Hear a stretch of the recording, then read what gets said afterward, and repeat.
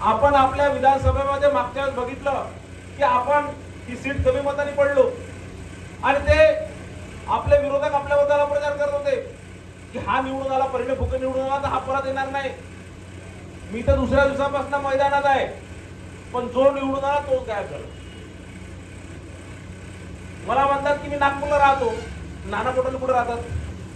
ते नागपूरलाच राहतात. माझं घर इथे आहे, नाना पटोलेचं घर इथे आहे. आणि जन्मभूमी, आता जन्म कोणाचा कुठे झाला हे कोणाच्या हातात आहे का?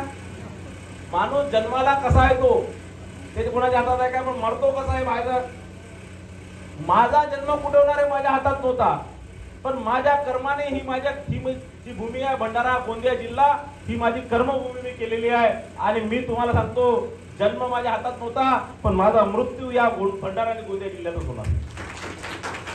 आणि मी तर आधी सांगितलंय की आपलं गेल्यानंतर काय म्हणतात संविधान करणार आहे तर ते भंडाराच्या हॉस्पिटलमध्येच करणार आहे, हे तुम्हाला सांगतो.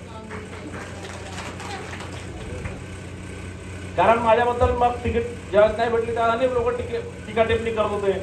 काही म्हणत होते पार्सल, काही म्हणत होते असं तसं. आणि मी म्हटलं, माझ्यासोबत 4-5 लोक बसलेले होते, म्हटलं पार्सलचा अर्थ काय होतो?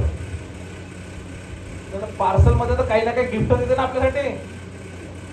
म्हणजे आपले विरोधक आपली तारीफ करते, काहीतरी देणार आहे, घेऊन जाणार नाही.